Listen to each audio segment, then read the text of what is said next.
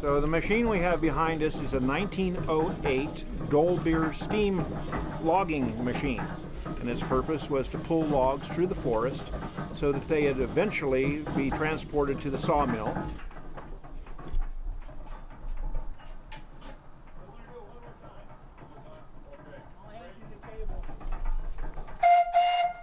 So this steam engine operates essentially by a wood fire boiling a steep kettle full of water, creating steam.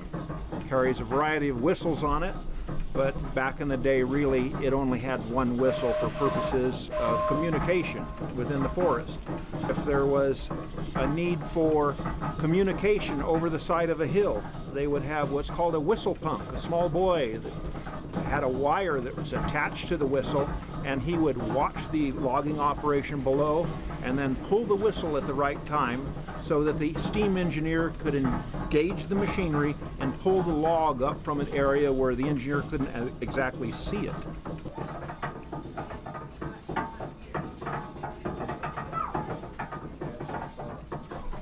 So what we will be doing is a demonstration of how this machine actually moved logs through the forest.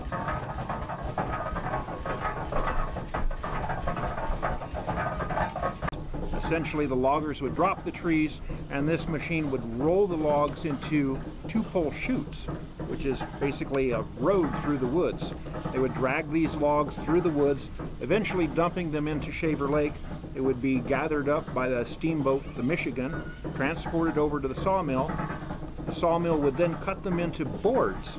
The boards would then be dried, and after a period of time, when they had sufficient buoyancy, they would kick them into the flume.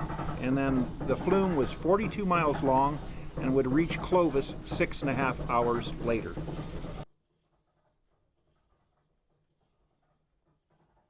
So at the turn of the century, this was the latest and greatest technology. And so for 108 years old, it's a pretty fascinating machine.